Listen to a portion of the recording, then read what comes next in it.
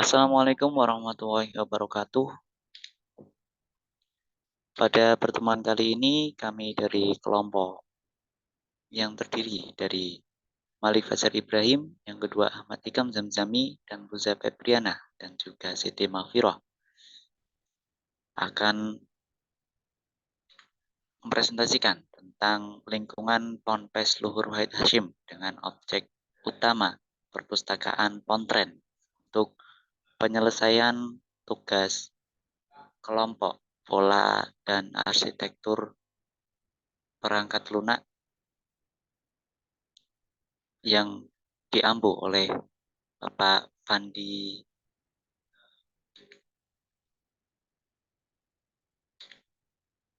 Latar belakang dari presentasi kali ini atau objek utama dari presentasi kali ini atau perancangan kali ini yaitu pondok pesantren. Pondok pesantren merupakan salah satu tempat mencari ilmu non-akademika yang dari zaman dahulu hingga sekarang masih tersebar di seluruh penjuru dunia, khususnya di Indonesia. Pondok pesantren selalu khas akan suasana tradisional. Pondok pesantren Luhur Wahid Hashim Semarang, salah satu dari pondok pesantren yang masih berdiri di zaman modern ini, akan tetapi ponpes tersebut masih belum sepenuhnya mengikuti perkembangan zaman, alias masih menetapkan kekhasannya yaitu suasana tradisional. Akan tetapi modernisasi sangat penting pada zaman sekarang pada pondok pesantren Luhur Wahid Hashim.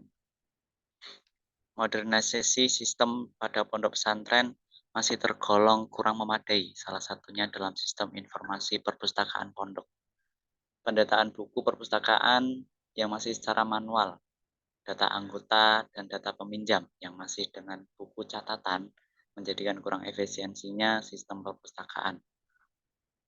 Validasi anggota, peminjam, dan buku akan sangat sulit karena belum adanya sistem otomasi yang memudahkan pencarian, pendataan, dan penyimpanan.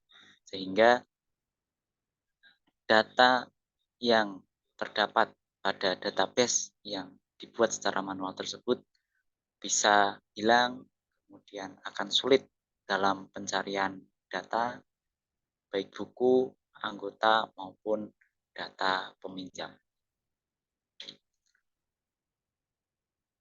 Pada kasus ini, kami kelompok 1 mengambil pola arsitektur MVC atau model view controller, yaitu sebuah pola arsitektur dalam membuat sebuah aplikasi dengan cara memisahkan kode menjadi 3 bagian, yaitu model, view, dan controller. Model sendiri yaitu representasi dari data atau objek dalam sistem. Dalam perancangan kali ini, terdapat tabel database yang menyimpan data buku, data anggota, dan data peminjam dalam komponen model. Yang kedua yaitu view. Komponen ini yaitu bagian tampilan aplikasi yang menampilkan data ke pengguna atau user interface-nya. Pada perancangan kali ini yaitu halaman pencarian buku, terdapat halaman daftar anggota, kemudian halaman detail buku, dan halaman riwayat peminjam. Dan perancangan tersebut nantinya akan ditampilkan kepada pengguna. Selanjutnya yaitu komponen controller atau bagian yang mengatur interaksi antara model dan view dan melakukan logika bisnis. Dalam model ini kami merancang adanya pengaturan aturan peminjaman buku. Selanjutnya pengaturan waktu pengembalian buku dan perhitungan denda keterlambatan pengambilan buku. Dalam logikanya atau dalam proses pola arsitektur MVC ini, dalam kasus ini adanya user user akan ditampilkan sebuah tampilan dari sistemnya, yaitu pada bagian view penampilan, dan user akan berinteraksi dengan tampilan tersebut sehingga user akan mengajukan suatu request dan dikirimkan menuju controller, yang mana controller itu menghubungkan antara view dengan model dan melakukan logic bisnis. Dalam controller nantinya request akan diteruskan menuju ke model, yang mana model terdiri dari database, baik buku, kemudian anggota, dan juga peminjam. Dan selanjutnya dari request tersebut,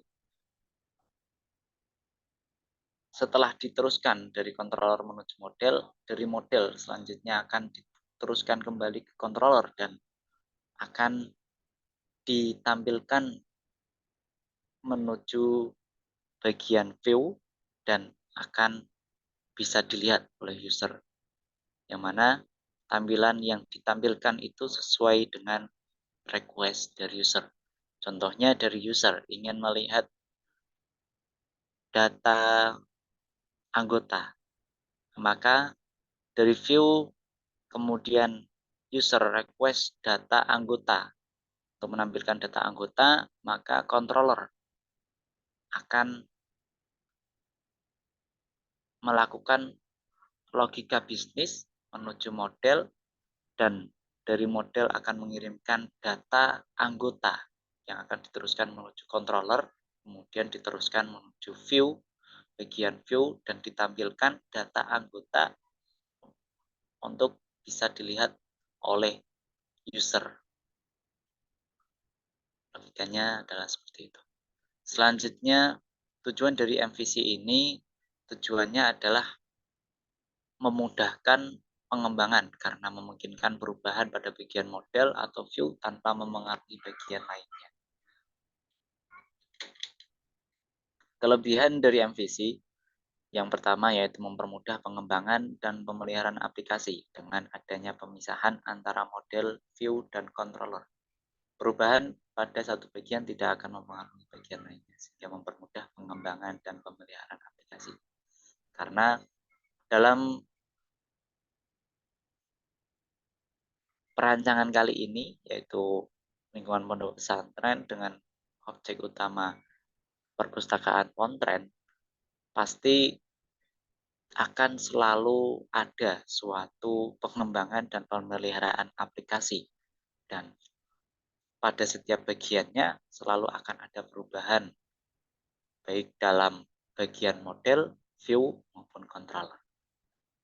Kelebihan yang kedua yaitu memudahkan pengujian dengan model view dan controller yang terpisah. Pengujian pada masing-masing bagian dapat dilakukan secara terpisah dan lebih mudah.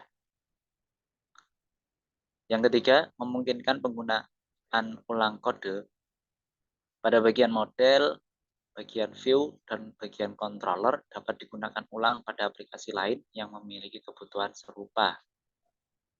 Jadi, dari kelebihan MVC ini, nanti penggunaan ulang kode kepada aplikasi yang lainnya akan lebih mudah.